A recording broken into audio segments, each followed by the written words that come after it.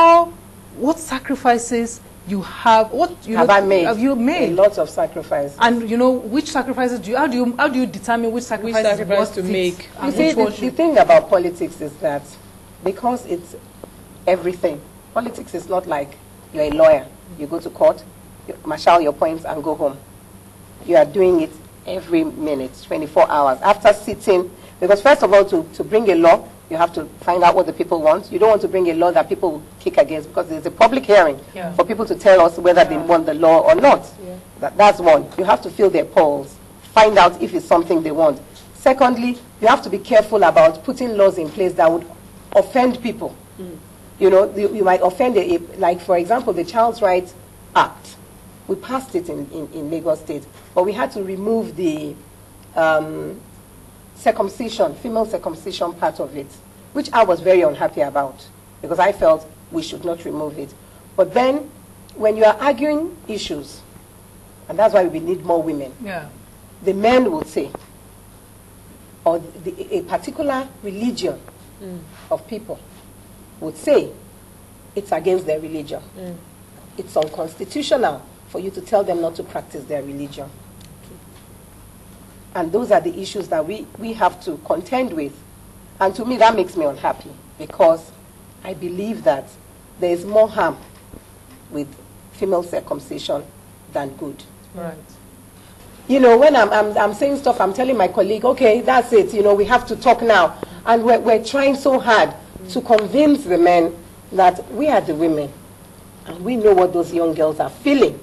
You know, and you should, they're like, no. I don't want my daughter to be this. She can't be promiscuous. It's against our religion, blah, blah, blah. Well, even with all the proof, you prove to them that it doesn't... We talk from now till the cows come home.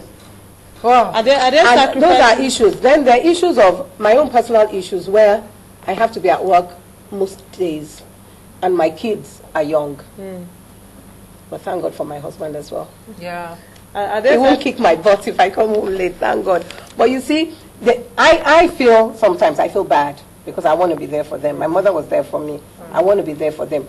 But there are some things that my mother went through that I wouldn't go through.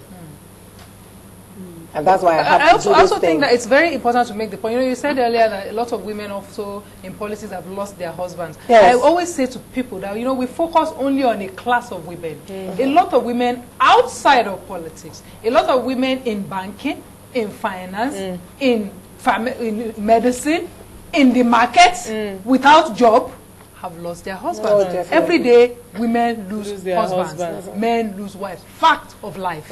So if we use it as a yardstick, so that it now becomes a big boogeyman that will scare people, we begin to distort the fact. The fact of the matter is that it is true that every strata of the society, nobody is measuring. I talk with women in this. The average woman in the market is on her third marriage. In fact, they are very. She's on her third marriage, but nobody is. The thing with politics is that a woman in the marketplace is not in the public eye. And so I agree. I'm now trying to say we should start putting those statistics out too. Oh yeah, that is not just politics. No, it's not just politics. So that we stop discouraging other women. No, but it doesn't discourage, because I used to feel that before I went into politics. It doesn't bother me, because I say to myself, I say to myself, you're a very assured woman. I say to myself that if my husband cannot trust me enough, that whatever I do is because I want to do it, not because I'm being forced to do it, then he doesn't know me enough.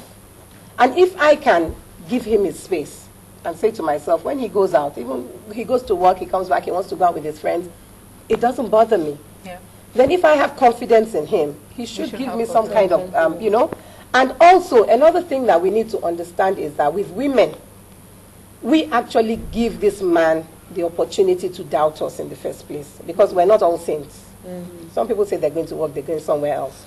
And it's not just politicians. All over the place. Men do it, women do it. But it is not right. And if you want to be a good example to the people out there, you have to be careful of what you are doing. You have a lot more to prove.